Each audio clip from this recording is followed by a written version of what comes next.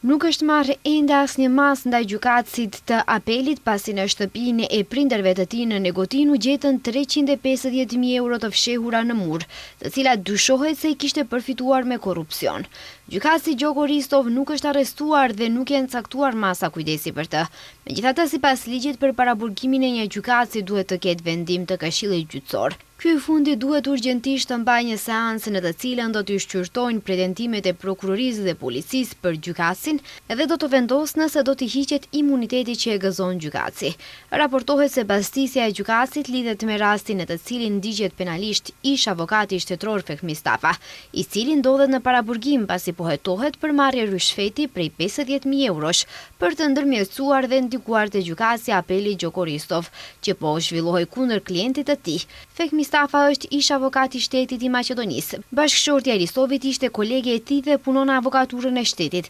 Sipas hetimit të 14 dhjetorit, Stafa i ka dhënë rishfet Ristovit në emër të biznesmenit të akuzuar Lupço Pecov, i njohur si Djalli, i cili deri së fundmi ishte në arrati. Veprimtaria e dyshimit e gjykatësit Ristov nuk përfundon këtu. Ai ka gjykuar një nga rastet më të njohura, rastin Target Fortesa, që kishte të bëjë me përgjimin masiv të paligjshëm në të cilin i akuzuar ishte Sasho Mjallkov. Me shfuqizimin e aktgjykimit të gjykatës penale, lënda u vjetërsua.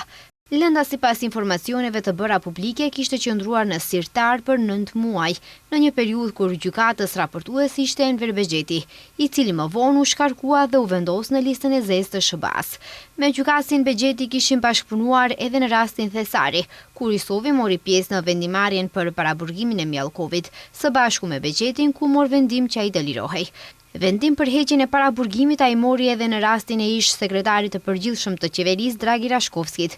Po ashtu me votën e Ristovit u finalizua edhe lënda 27 prilli, ku apeli e konfirmoi aktgjykimin, por i uli dënimet e shqiptuara. Ristovi ishte gjykatës raportues edhe në lëndën TNT, ku i dëmtuari Fiat Cianovski akuzoi publikisht se lënda mbahej qëllimisht në sirtar me qëllim që të vjetërsojë dhe të mos vinte deri te ndëmshpërblimi për rastin Kosmos.